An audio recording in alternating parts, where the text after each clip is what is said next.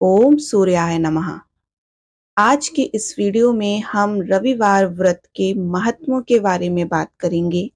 विधि विधान, उद्यापन और व्रत कथा के बारे में बात करेंगे। तो चलिए स्टार्ट करते हैं आज का वीडियो। सूर्यदेव भगवान विष्णु के स्थूल रूप तथा 5 प्रमुख देवों में से एक हैं। भगवान शंकर सभी ग्रहों के केंद्र बिंदु हैं और अपरमित ज्योति के पुंज भी हैं। सूर्यदेव भगवान भास्कर सभी ग्रहों के केंद्र बिंदु हैं और अपरमित ज्योति के पुंज भी हैं। सूर्यदेव हमारी पृथ्वी सहित सभी ग्रहों के केंद्र, संचालक और नियंत्रण करता है। यदि यही कारण है कि जब सूर्यदेव हमसे प्रसन्न एवं संतुष्ट होते हैं तब हमें संसार की सभी ऐश्वर्य को प्राप्त होते हैं। इसके विपरीत भगवान भास्कर के कुपित हो जाने पर हमारा जीवन अनेकों परेशानियों, रोग, शोक तथा अपयश से के जाल में घिर जाता है। परम शक्तिशाली एवं महत्वपूर्ण होने के बावजूद भी इतने दयालु हैं कि नित्य प्रातः सामान्य जल के अर्घ एवं रविवार के व्रत से ही परम प्रसन्न होकर भक्त की सभी मनोकामनाएं की आपूर्ति करते हैं। सभी भक्तों की मनोकामनाएं जल्द ही पूर्ण करते हैं। तो चलिए शुरू करते हैं रविवार व्रत विधि। सूर्य का व्रत रविवार को करें। यह व्रत शुक्ल पक्ष के पहले रविवार से आरंभ करके 30 या कम से कम 12 व्रत करें। उस रोज केवल गेहूं की रोटी, घी और लाल खांड के साथ या गेहूं का गुड़ से बना दलिया या हलवा इलायची डालकर दान करें। इसमें सूर्यास्त के पूर्व केवल एक बार भोजन किया जाता है। नमक, खटाई, सभी प्रकार के क्षार और खट्टे फल आप इस व्रत में वर्जित हैं, परंतु दही का प्रयोग कर सकते हैं। रविवार के व्रत के दिन अपने मस्तक में लाल चंदन का तिलक करें। सूर्य को गंधाक्ष, रक्त पुष्प, दूर्वा युक्त अर्घ प्रदान करें तथा अष्टदल कमल बनाकर उस पर सूर्य देव की प्रतिमा रखकर सूर्य ग्रह के यंत्र को स्वर्ण पात्र, रजत पात्र, ताम पात्र अथवा भोज पात्र पर अंकित करके इसकी विधिवत षोडशोपचार से पूजा आराधना करके यथाशक्ति सूर्य देव के मंत्र का जाप करना चाहिए। स्कंद पुराण के अनुसार अश्विनी माह के शुक्ल पक्ष के अंतिम रविवार से व्रत प्रारंभ करना अधिक फलप्रद रहता है। माघ मास की सप्तमी तिथि को उसे रथ सप्तमी भी कहते हैं और इस व्रत का उद्यापन करना श्रेष्ठ होता है।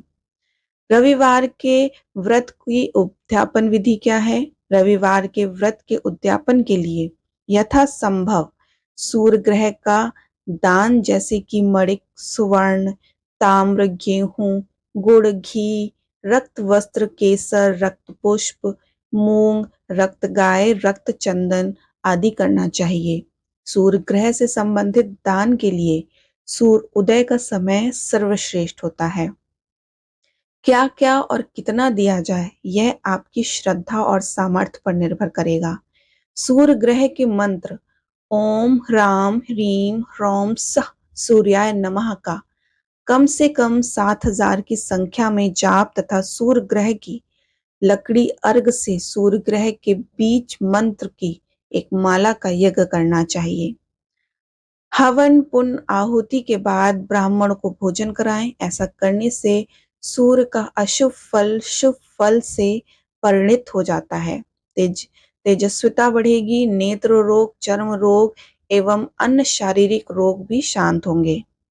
देवता भाव के भूखे होते हैं, अतः श्रद्धा एवं भक्ति भाव पूर्वक सामर्थ्य के अनुसार पूजा, जप, तप, ध्यान, होम हवन, दान दक्षिणा, ब्रह्म भोज कराना चाहिए। तो चलिए सुनते हैं रविवार की व्रत कथा। एक बुढ़िया थी। उसका नियम था कि वो प्रत्येक रविवार को सवेरे ही स्नान आदि करके और घर को गोबर से लीप कर फिर भोजन तैयार किया करती थी। भगवान को भोग लगाकर स्वयं भोजन करती थी। ऐसा व्रत करने से उसका घर अनेक प्रकार के धन धान्य से पूर्ण था। भगवान भास्कर की कृपा से घर में किसी भी प्रकार का विघ्न या दुख नहीं था। सब प्रकार से घर में आनंद रहता था। इस तरह कुछ दिन बीत जाने पर उसकी एक पड़ोसन, जिसकी गौ का गोबर वह लाया करती थी, विचार करने लगी कि यह वृद्धा सर्वदा मेरी गौ का गोबर ले जाती है, इसलिए अपने गौ को अपने घर के भीतर बांधने लग गई। इस कारण बुढ़िया गोबर न मिलने के कारण रविवार के दिन अपने घर को न लीप सकी। तब उसने ना तो भोजन बनाया और न ही भगवान को भोग लगाया। स्वयं भी उसने भोजन नहीं किया। इस प्रकार उसे निराहार व्रत किए रात्रि हो गई और वह भूखी प्यासी ही सो गई। रात्रि में सूर्य देव ने उसे स्वप्न दिया और भोजन ना बनाने और भोग ना लगाने का कारण पूछा। वृद्धा ने गोबर ना मिलने का कारण सुनाया। तब भगवान ने कहा कि माता, हम तुमको ऐसी गौ देते हैं जिससे सभी इच्छाएं पूर्ण होती हैं, क्योंकि तुम हमेशा रविवार को गौ के गोबर से लीप कर भोजन बनाकर मेरा भोग लगाकर खुद भोजन करती हो। इससे मैं खुश होकर तुमको यह वरदान देता हूँ। ऐसा करने से मैं अत्यंत संतुष्ट होता हूँ और निर्धन को धन और बांझ स्त्रियों को पुत्र देकर उनके दुखों को दूर करता हूँ। अंत समय में और मोक्ष देता हूँ। स्वप्न ने ऐसा वरदान देकर भगवान तो अंतर्ध्यान हो गए। जब वृद्धा की आंख खुली तो वह क्या देखती है कि आंगन में एक अति सुंदर गाय और बछड़ा बंधे हुए हैं। वह गौ और बछड़े को देखकर अति प्रसन्न हुई और उनको घर के बाहर बांध दिया और वहीं खाने के लिए चारा डाल दिया। सुबह बुढ़िया की पड़ोसन ने देखा कि बुढ़िया की गाय ने सोने का गोबर किया है। तब वह उस गोबर को ले गई और अपनी गौ का गोबर उसकी जगह रख गई। वह प्रतिदिन ऐसा ही करती रही और सीधी सादी बुढ़िया को इसकी खबर नहीं होने दी।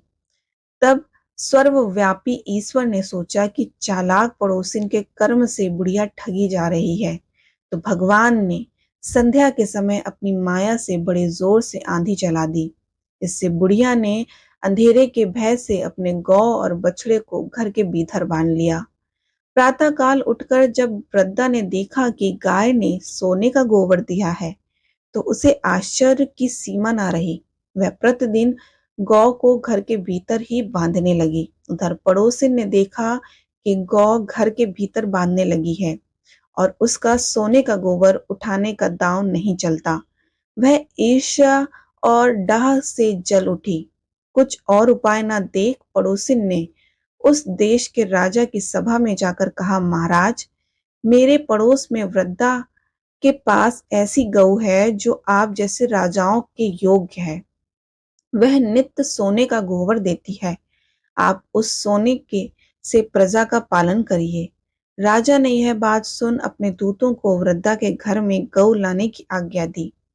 वृद्धा प्रातः ईश्वर को भोग लगा भोजन करने ही जा रही थी कि राजा के कर्मचारी गऊ खोल कर ले गए। वृद्धा काफी रोई चिल्लाई, किंतु राज्य कर्मियों के समक्ष वह क्या कर सकती थी।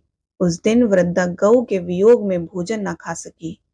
रात को रो रो कर ईश्वर से गऊ को पुनः पाने के लिए प्रार्थना करती रही। उधर राजा गऊ को देखकर बहुत प्रसन्न हुआ, लेकिन सुबह जैसे ही सो के उठा तो सारा महल गोबर भरा दिखाई देने लगा। राजा यह देखकर घबरा गया। रात्रि में राजा को स्वप्न में भगवान ने कहा कि हे राजन, यह गाय वृद्धा को लौटाने से ही तेरा भला है। उसके रविवार के व्रत से प्रसन्न होकर मैंने उसे गाय दी है। प्रातः होते ही राजा ने वृद्धा को बुला बहुत से धन के साथ सम्मान सहित गौ बछड़ा लौटा दिए। उसकी पड़ोसिन दुष्ट बुढ़िया को बुलाकर उचित दंड दिया। तब जाकर राजा के महल से गंदगी दूर हुई। उसी राजा ने नगरवासियों को आदेश दिया कि राज्य में सभी स्त्री पुरुष अपनी समस्त मनोकामनाओं की पूर्ति के लिए रविवार का व्रत किया करें और व्रत करने से सारी प्रजा सुखी जीवन व्यतीत करने लगी।